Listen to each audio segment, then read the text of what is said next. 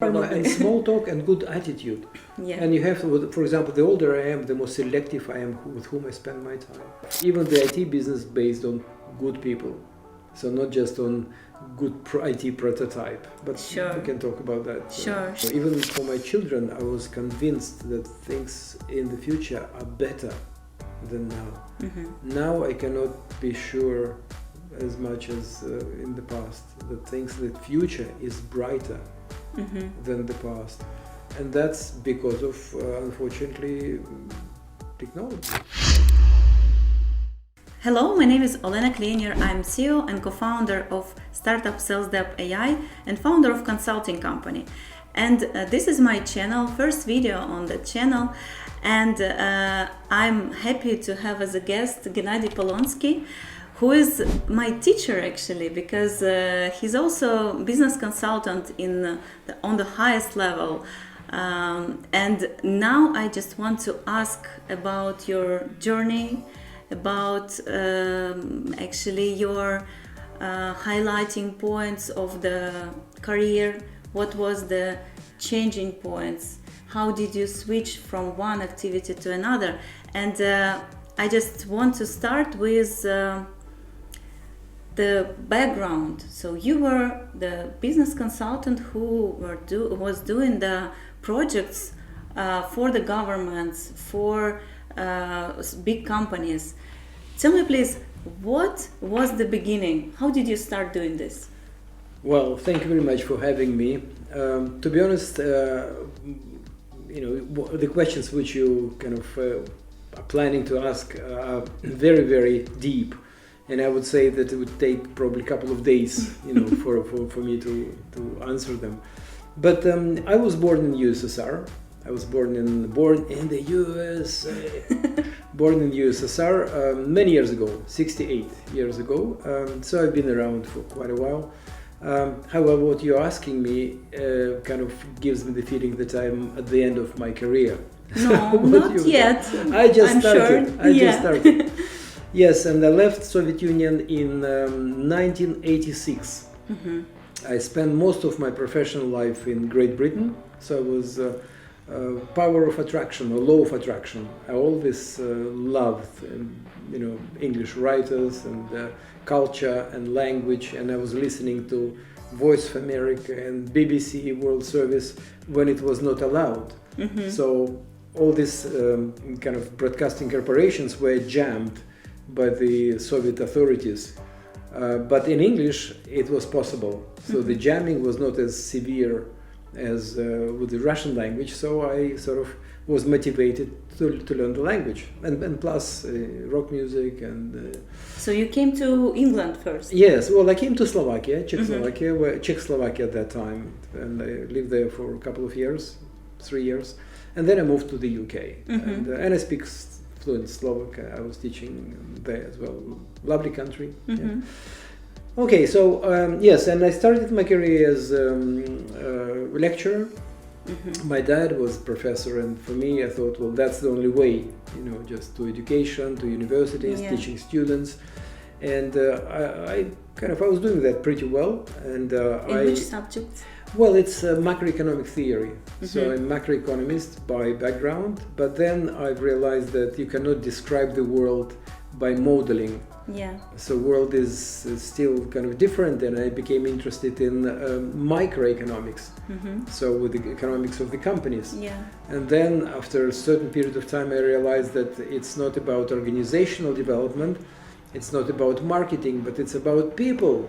Sure. And it's not about strategy even. A lot of people saying, oh, strategy, schmategy, that's important.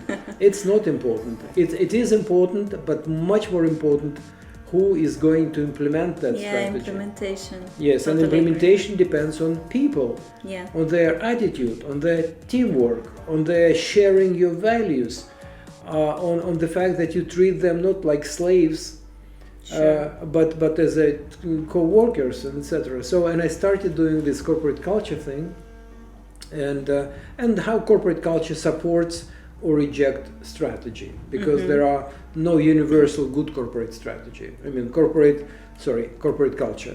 Corporate culture for some, like prison as institution is different than corporate culture of IT company. Yeah. So it's pretty obvious, but a lot of people ignore that. They spend hours and hours on strategy sessions, on doing quite a lot of really analysis of the market and political forces and economic forces and. But then who is going to implement this strategy? Yeah. And obviously we have to look at people again, and the people are foundation of whatever business you have. Even the IT business based on good people. So not just on good IT prototype, but sure. We can talk about that. Sure. And could you please share a little bit about the main projects, the biggest projects that you have done during your consulting career, let's say that? Yeah. Well, I mean, I was in education, and I became reader or professor of Brunel University. It's Chalfont St. Giles Business School. Mm-hmm. Newland Park Business School, yes, in the south of England, and I loved it.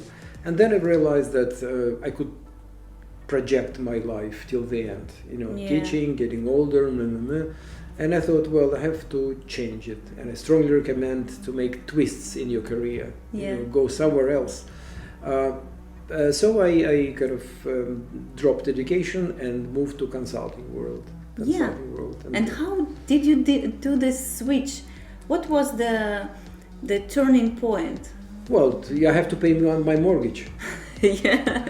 I have to pay my mortgage, and obviously in education, no matter how good it is in terms of salary and wages compared to maybe some other countries, it's still not good enough. Mm-hmm. That's one motivation, but I'm a little bit kidding, because it was not the main motivation. Yeah. Main motivation was to try what I know in real life. It's not really like running a business, it's advising business. Yeah. But if you take it conscientiously, then it's really it's almost the same, because you became emotionally involved in your companies and you want to help them. It doesn't matter whether they pay you or not, but you want to help them because you establish connections with the people, with the CEO, and you feel responsible, and all your advices very often are taken. And especially I've done a lot of work in turbulent countries, after the Soviet Union collapsed, in former USSR countries, and you come to the company and you say you have to cut off your labor by 50%. Mm-hmm. And I do that and I feel bad, guilty, because a lot of people would lose their job. Yeah. But on the other hand, if they want company to survive, you have to do these measures. And that was in the Western countries, when you advise, they say, oh, thank you very much, we'll think about it. And usually they put your report somewhere. Maybe they do something, but they don't do it as radically as in some European countries, especially after the Soviet bloc collapsed, and like Slovakia, and they were really going forward, and that's why the responsibility on you was quite substantial, for your advice. And I remember the time when I couldn't sleep at night, thinking that whether am I right advising that? Because they were implementing next day, implementing on Monday. So yes, and I started doing that, and then I worked a lot for some major corporations, and I've done some work for World Bank and UNDP and USAID, so. And what exactly did you help them to change in their companies? Well, it was different projects. Very often I was a project manager. For example, I was running the largest project in Syria. I was in charge of 24 million euros. And it was a very diverse project, and obviously my knowledge was limited.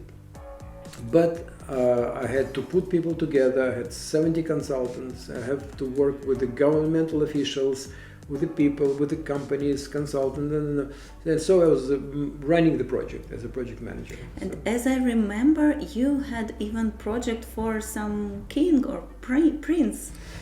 Well, it was not project really, but it was, I mean, I feel humble about it, because it's His Royal Highness Prince of Michael of the UK, but I had consultations in Kensington Palace following his request, and I still remember, and there is a story which I never forget. And if you have time, I can tell you that. Sure. It was very, very hot summer day, Mm-hmm. and I was invited to meet Lord Bridge, I think, somewhere in the not far from Kensington Palace. And since I was living outside of London a little bit, so I had to take a train. And it was very hot, so I left my jacket and my tie in the car. Mm-hmm. So I went to pick up the train, went to London, saw this Lord Bridge or whatever his name was, and he looked at me and said, "Where is your jacket? You're going to see the prince, royal family." And I said, "Well, I'm terribly sorry." I mean, and I was scared because for me it was like really important thing, you know. His Royal Highness, you know, invites me to the Kensington Palace and I'm not dressed appropriately. Yeah. And then I thought, well, let's go to Selfridge. I'll buy a jacket, and return it later, saying that I didn't like the color. So he said we didn't have time. So we came to the Kensington Palace, and there is an office. And the secretary, I've forgotten his name, lovely man. And we were sitting around the table, and I'm sweating because I feel so lousy without a jacket, and everybody is very formal, you know, in ties and jacks. And it was during the daytime, so it was not night, you know, something. And then Prince Michael came in, and I said, "Your Royal Highness, I am so terribly sorry, but I forgot my jacket and the tie in the car." And he looked at me, and he, without any single word, he took off his jacket. And he took off his tie. Oh. And he sat with me in his white shirt, and he said, "Okay, let's talk." Oh. And that was like nice. exactly. And I said, "Oh God!" And I looked at this lord who was criticizing me and making fuss out of it.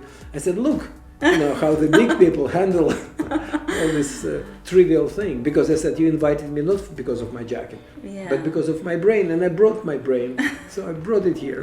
Here you are." Wow. And that was interesting. That's amazing. How how big figures, how big people, they're mostly open-hearted, and I think this quality to be open-hearted, I see it in you always when we communicate. I think it's the most important thing, and not everyone, unfortunately, has it. I think very often people do not want to lose perception of themselves, like status, ego. And I somehow, and in fact it actually prevented me from reaching even higher, because I was always like, okay. But let me give you another example. A very good friend of mine is Jeff Hoffman. Jeff Hoffman is co-founder of Booking.com. Lovely billionaire. Humble billionaire, nice person. And I was with him in, I think, Kazakhstan recently, or in Moldova, and somebody came to me and he said, "You know what, we don't think that Jeff is a billionaire." And I said, "Why?" "Because he is so accessible." He is so sort of warm-hearted, and I thought, well, that's the way he is. So I do believe that we have to stay, I mean, we have to be kind to people. And that's one of the things which I believe makes your life easier. I mean, there are some, of course, bastards, can I use the word? And then you don't be kind to them, you ignore them.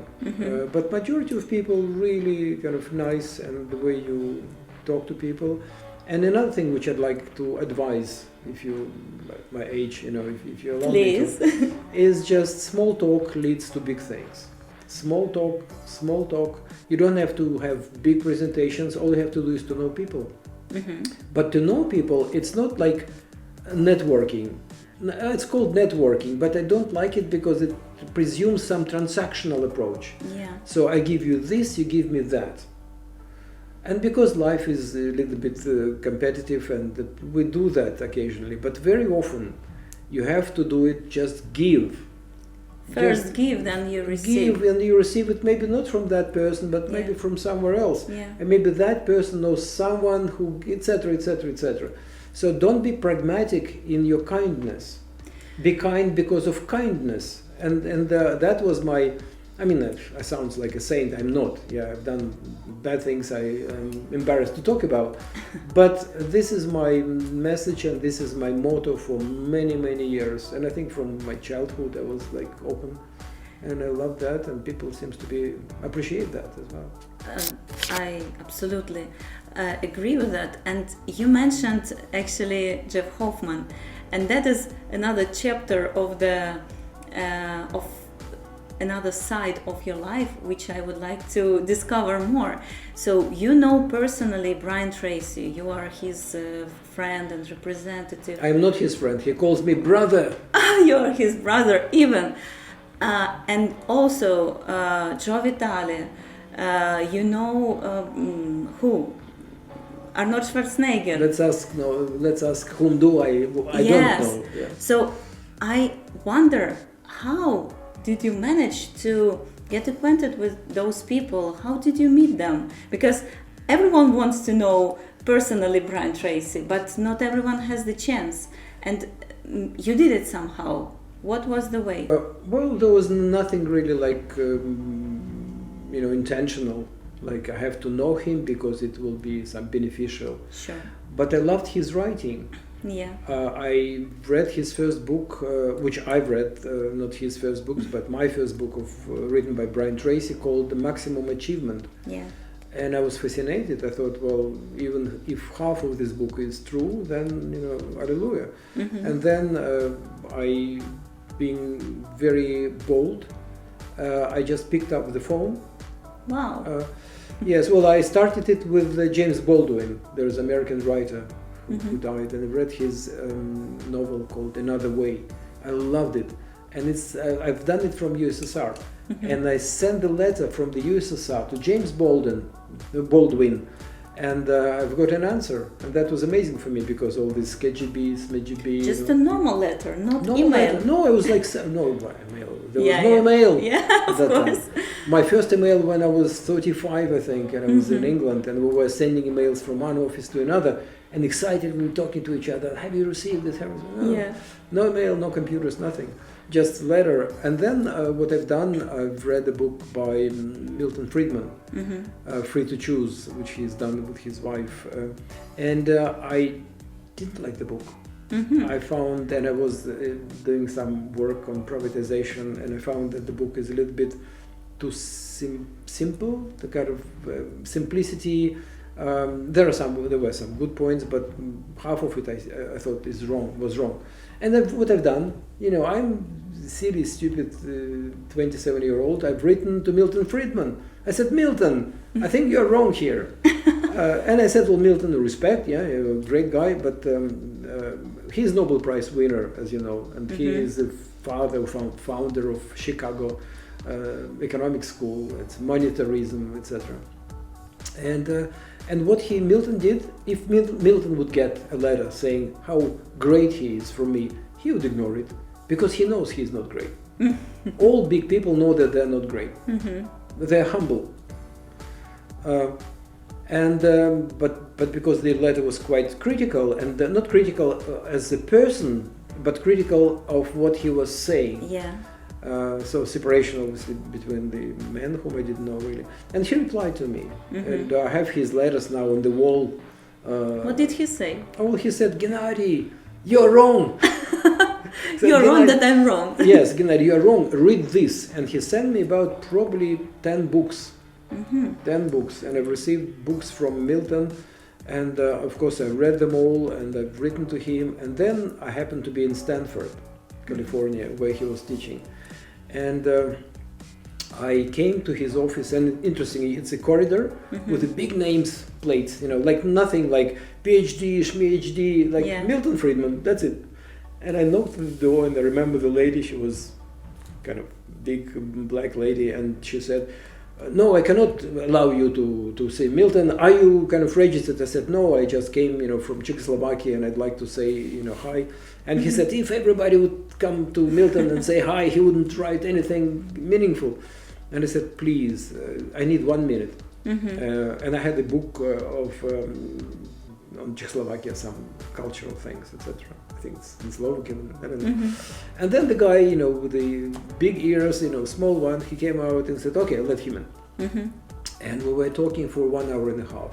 And we went to Stanford canteen, and we were talking, and for me it was like flying to the moon. It was absolutely great. And then we started to exchange, and then somehow the correspondence die out, I think. But what I'm saying, that you have access to big people if your heart is open, if you don't want to use or abuse them, if you want to learn from them, then people, good people, are opening up. Yeah, so I know Brian Tracy for quite a while, and then I happened to know Alan Pease, who became Alan and Barbara, the godparents of my daughter, Alexandra. Wow. Yeah. So I just want to make a step back. What is your conclusion? Is it being open enough and being brave enough to go directly to those people? No? Well, maybe first step, yes, but then you have to have something in you which make them interested in talking to you. Sure. So you have to have some unique experience, or you have to have some maybe challenging, provocative, as I did with the Milton statement. Yeah. So you have to have something which made them interested in talking to you. And I fancy myself that yes, I had enough of some, I don't know, knowledge and experience. Knowledge and experience, yes. And you're right, I've managed to get hold of Arnold Schwarzenegger, and I've helped. I didn't pay for his visit, of course, but I was moderating his talk in Kiev. Yeah. I brought him to, and then I have good relationship with Steve Wozniak as well. And how did you meet Steve? Janet. And again, it was a good event in Kiev on technology. And I don't remember it now, but I knew Steve, and he knows me. He knew me before that, so I just written a letter and I explained, and he said sure. So he came, and with his wife Janet, lovely lady, very, very professional, and we went to some like Unit City, and we went to Mria, which has been destroyed, I think, by Russians. Yes. And they had this cybersecurity center there, so it was fascinating. And great guy, really great guy. And now I'm going to see him in Moldova. He's coming there at the end of October. I'm going to do moderation as well for him, because he said, it's Gennady. I'd like to have Gennady as someone who asks questions. That's amazing. Yeah. And what would you recommend to do? For example, imagine that you are back to your 25 or 30s. What would you recommend to young people now? Young generation, I would recommend. I don't know. I mean, every time is different. And the time when there were no computers, no emails, no smartphones, I think probably was different than now. One thing which is common and stays the same is the attitude, is the desire to do something bigger than yourself, not just to earn your salary, but to do some project which is bigger than yourself. Be excited about what you do, have knowledge enough, and then do not be afraid of challenging other people in a professional way. I never forget, I was a member of American Economic Association, and I came with a paper on privatization, and I was talking to some small section on privatization and showing my kind of findings, and then some people stood up and said that this is rubbish, this is wrong, this is not correct, and they were right. And I was crying. I remember they left. I mean, I was single in the audience, and I cried. And then somebody came in, and he said, "Well, why don't you join us for a beer?" I said, "Well, but you kind of completely,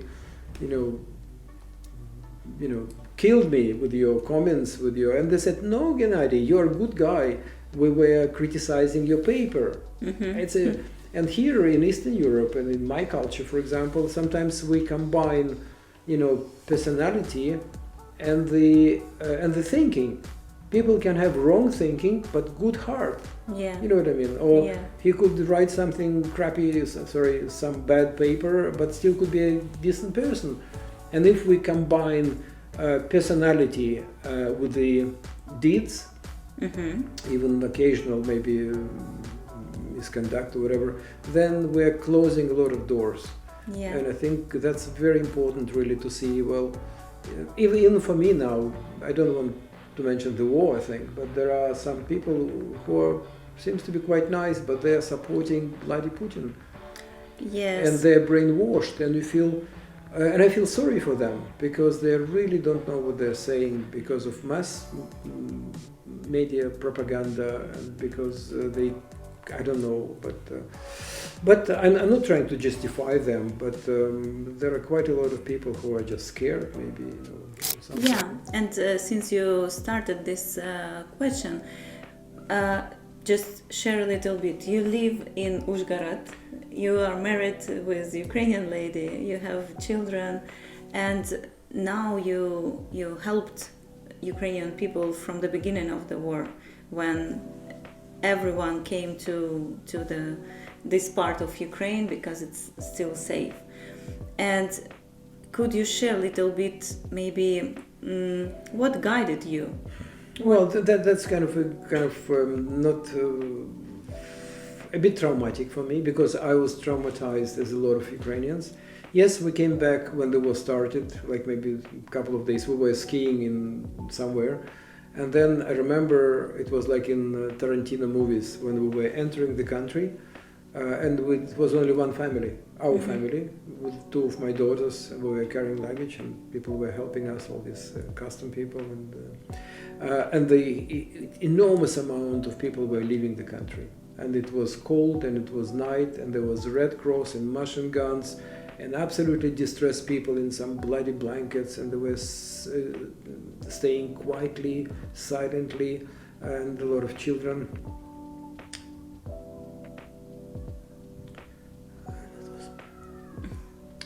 And it was bad. It was really bad. And then we came because my wife has got mother and brother, and Uzhgorod is really at the border with Slovakia and Hungary. I left my car in Slovakia, and we thought that if something, happens like bombardment, then we'll just leave. But when we came, we realized that we are privileged, that we were not bombarded, and a lot of people were moving to that part of the world from the east part of the country and from Kyiv. And people were running away, and some of the people lost their houses, lost their loved ones, and it was just bloody terrible. And it is terrible now, but human psychology, we tend to adjust. And now the war is not, still terrible, but after 4 years, right? 4 years. Almost, yeah. Yeah. After all these years, you tend kind of not to get used to that, but you take it less dramatically. Yes, and helping, of course, is important, and I found some English people whom I were my friends, and they started bringing some important stuff for Ukrainian military, especially wounded. And there is I mentioned a couple of Nightingale's UA, which is a big charity, and they're helping with the cars and medication. And then Plymouth Ukraine Medical Aid, lovely people. Ali Piper, who is the engine of that, wealthy lady, but she comes here to Uzhgorod almost every second, third month, and bringing like lorries of stuff. And in fact, sometimes you feel that they are more enthusiastic to help than even locals. Well, partly locals are, drained because you cannot give, and there are not much work, so business is down. Yes, so but something which is like every cloud has got a silver lining. So even the war, allowed a lot of people to discover some goodness in them, compassion. And you organized so much the help from other countries, right? I just want to move a little bit from war, but to discuss more the fundraising projects which you actually had during your life, because startup founders, they always need to fundraise, right? Maybe you did it not for startups, of course, but I think the fundamental is more or less the same. Maybe you can share a little bit. How did you do these projects? You're talking about help to start up. I'm not really that great at yeah, but startups. I'm sure you involved some fundraising projects during your life. It was connected to the war, to other activities. Just to... Well, thank you. I don't think that I really did that much in that area. But one thing which makes startup successful, I think it's again human, people. Part. Yeah, human part. And there must be someone crazy nuthead who would be willing to sacrifice everything because he believes or she believes in the project. And I think this is really fundamental. And it's like it was true in last century, in previous centuries, every good things are driven by people who believe in themselves. That's and true. believe in the project. And I met quite a number of really great people. Some of their projects turned out to be rubbish, but they were still pursuing. It's like business. They say, 40% of businesses fail. Yes, they fail, but people move on. People start new businesses. So it's all these entrepreneurs, which I believe there is a certain DNA which in people, and there are certain people who are more really kind of driven than others. And I think that no more, probably like 10% really of population who are crazy enough to start something really completely different. Everybody wants to earn money, but in most of the cases, and the people I met, money were, yes, important, but that was not the main motivation to do and to develop something. So for this, you have to be a believer in yourself, you have to believe in your idea. And another thing which I would like to mention, I think, that you have to, whether you want it or not, but there must be something which really contributes to the world. I mean, it sounds a little bit like sloppy, but it's true that you are doing something not for yourself or for your family. You're doing it for the world. So world has to recognize that you're a good guy. That's and true. then world will give you money, resources, whatever, if you give an idea or projects or something or innovation which benefit a lot of people. So it's Adam Smith, nothing new. Invisible hand. So you give something which is needed, and then you become wealthy and happy. And in fact, happiness and being a start-upper, they don't go hand in hand. Because I just recently, my daughter, she lives in Vancouver, and she is doing quite a lot of work on psychology of achievers, especially this intimate side, marriages, etc. And the divorce rate of high achievers is 40% higher than divorce rate of ordinary people. So these high achievers, men and women, who build empires, who did very well in life, whether they demand to their partners is very high, or I don't know what the reason, yes, but a lot of their marriages are being kind of ended in divorce, and that's interesting thing. So so it's not like a bed of roses, like you've done the project and you go and spend time in Maldives. Normally you've done one project and you feel that no, it's not as good as you wanted, and you go to another one. And being an entrepreneur yourself, that you're constantly moving, you're constantly trying to generate wealth, and you're constantly trying to generate ideas, you're constantly trying to find a sponsor, good people to start the project. And that's your life, and that's, God bless you, because God bless all these startuppers, because they move mankind forward. Yeah.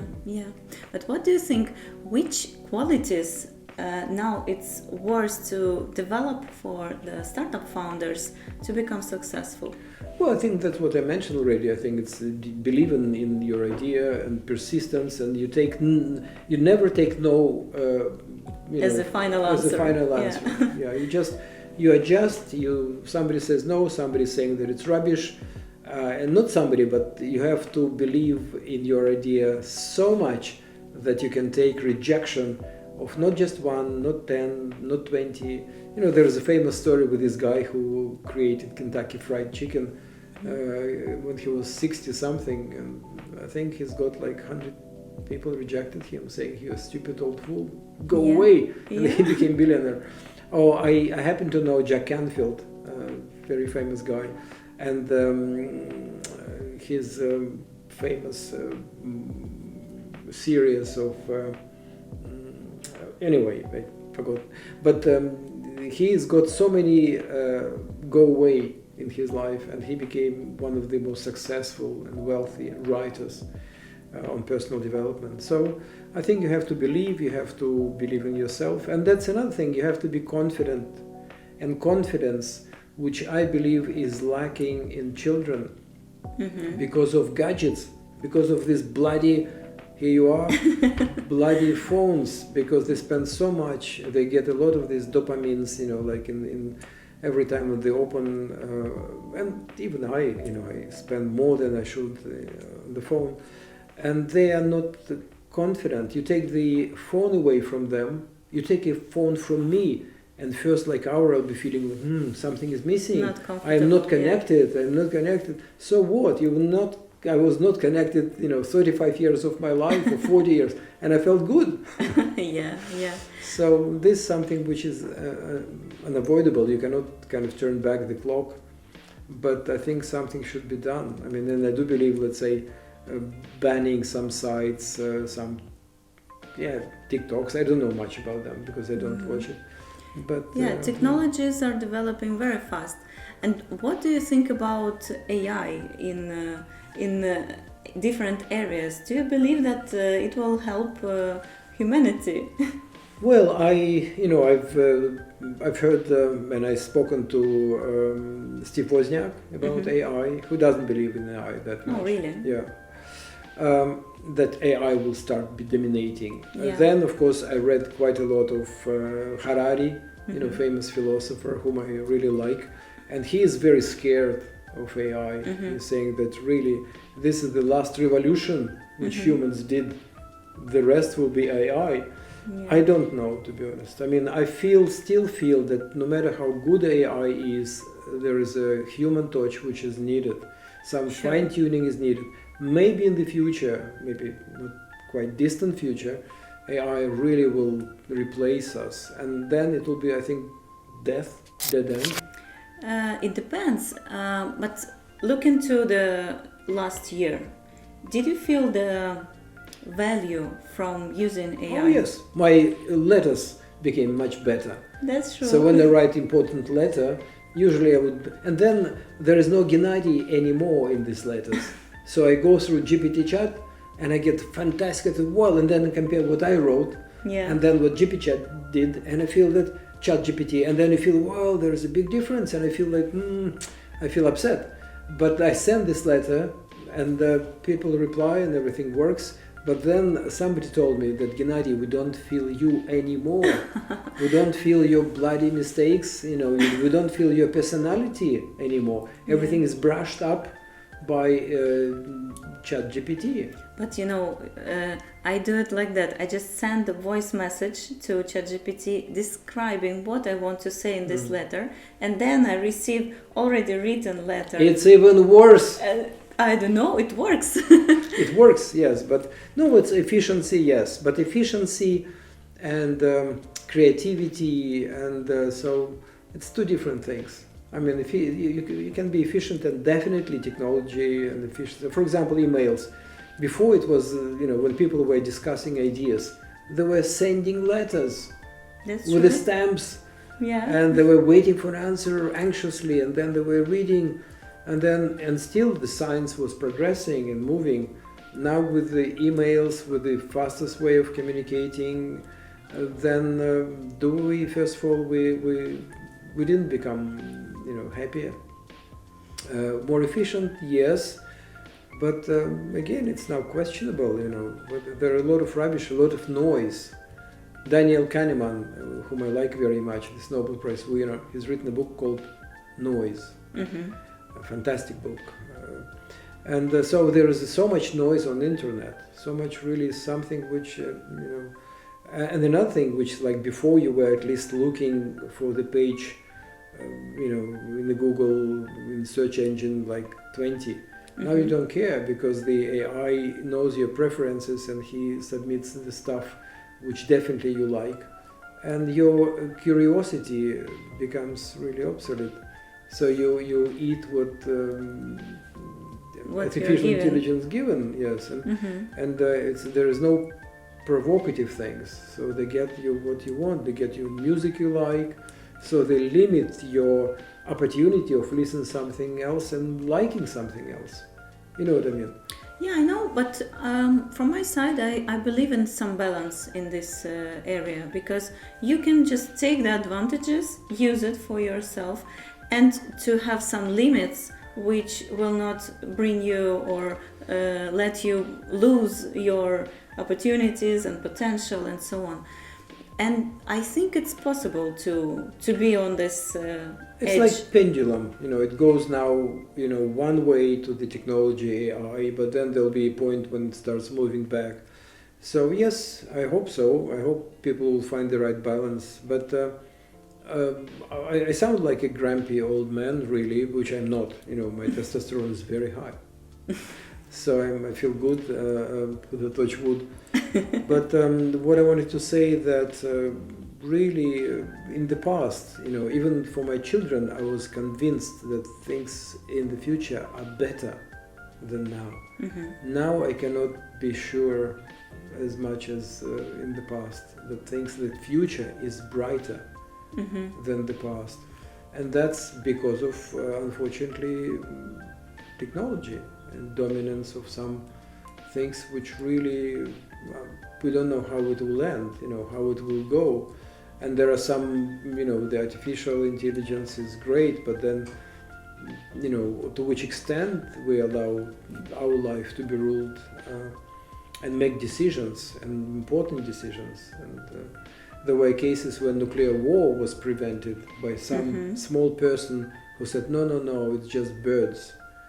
But the system was saying, no, it's the rockets flying.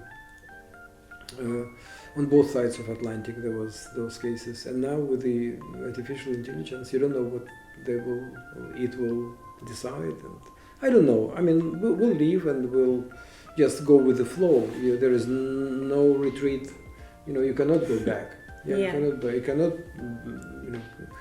ban, smartphones. You cannot.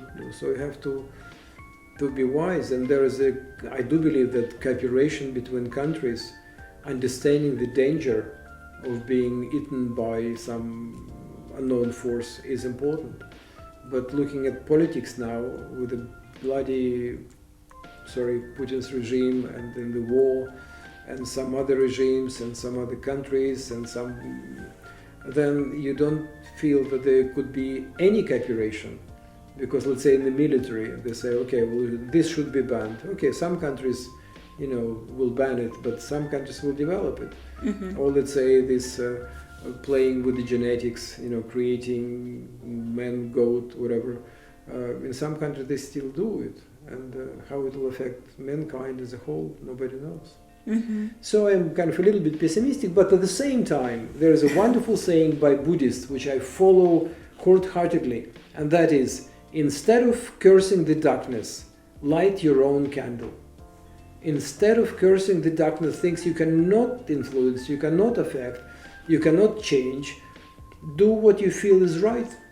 Light your own candle. I mean, you cannot change Putin's aggression, but you can help someone who is near you. You can help someone who suffered because of that. And definitely you follow this advice of this book. I'm teeny weeny, yes. And what I'm doing is, of course, it's small. And but if people will do a little bit, then we can get masses of goodwill. But people do that. Some people say corruption in Ukraine, corruption. Might be, but in the charity thing, I've never came across. All the people I met, fantastic people, committed people. So it's like, it depends on personal experience, obviously. And I'm sure you meet a lot of startup founders. Even today we had meeting together with you. Yes. And what will be your advice to young men who want to be successful, who want to, I don't know, attract investment, to raise their startup and to become famous maybe even? What would you recommend them to develop inside themselves and in the actions what they should do? Well, I think nothing new, to be honest. I don't think that I'll be able to say anything really dramatically different. I think you have to be persistent and you have to be motivated. But motivation, like earning a lot of money, is not a motivation. It's not a motivation. It's like you start, earning money and you don't know whether it's enough, and it's never enough. And you have to have something like a dream. Like, you have a dream, you have to. For example, today, there is a wonderful project which can really make easier for people to travel, to communicate, and that should be the message. And money comes. Money comes if people understand that it's really good for them. Money comes. So you have to be motivated by making something bigger than yourself, bigger than your family, bigger than something bigger in your mind, in your action, in your intention. And then of course the human qualities, they didn't change since prehistoric time. You have to be decent, you have to think about people, you have to be like honest with yourself, and which is easy to say, but it's sometimes hard. Yes, especially when you're tempted by this. For example, today I had a meeting with a friend of mine, and he is arranging one tender. It's some snow equipment, etc. And he was with one company, and then another company said, look, if you lobby our interest, we'll give you money, big chunk of money. And this young man, well, he's in 30s, he said, no, I'm not going to do that. That will be transparent, etc. And I thought, what a wonderful thing. You can earn money by just twisting your conscience, twisting your morale, twisting your ethics. But you don't do that because you know that it will have a cost. And then it will come back to you from another side. Like good things you do will come back from other side sometimes. Yeah. And bad things you do, they will come from some other side. And I do believe in karma. I really do believe that there is something which universal law which allows good people to prosper and bad people to to be punished. So it maybe sounds like a little bit. But to be honest, I'm on your side in that question. I believe in that. Even today, this all equipment was organized very fast, and we almost didn't do nothing for that. And I think it's the result of good karma of both of us. Good karma and small talk and good attitude. Yeah. And you have to, for example, the older I am, the more selective I am with whom I spend my time. And I think when you're 40, you don't have this privilege. You work with somebody, you don't like the boss, but he pays you money, so you work with him or her. But I think selecting people, valuing your time, doing good stuff, and believing in small talk, believing that even, like in corporate culture, I never forget this, and I finish probably talk too much. When famous case, when some people came to the Boeing Corporation, who builds up Boeings, and the lady was cleaning the floor and asked, what are you doing here? And she said, we're building planes.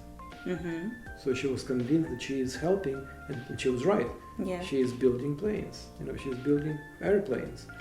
And that's what the right attitude is. So we are doing something bigger than ourselves, and we do that with clean hands. I think is important. And it's important to always keep that mission in mind. Yes, and having a mission, again, how many people have their mission written? We say that companies without a mission, it's not good, because you cannot have mission, you cannot have vision, you cannot have values, you cannot convey these values, you cannot make a team, so everything must be structured. And the same with our life. And young people, you have to have a mission. And it doesn't necessarily mission like to go to the moon. It could be mission to make my children happy, or to do something, small thing, but a mission and to earn a lot of money and help other people. So that's a mission. Yeah. Gennady, thank you very much for your words, for everything that you shared. And I really appreciate your experience. I think it's valuable to follow people who achieved something, but with the clean path, right? And I really admire people who are walking like that. Now, do we have another 5 hours to tell me about my bad side? No, we don't plan that. Okay, And so let's finish then. Yeah, I just want to say thank you for the followers. And if you see this video, just subscribe and you will see more of such wonderful people on my channel nearest time. Thank you. Bye-bye. Bye.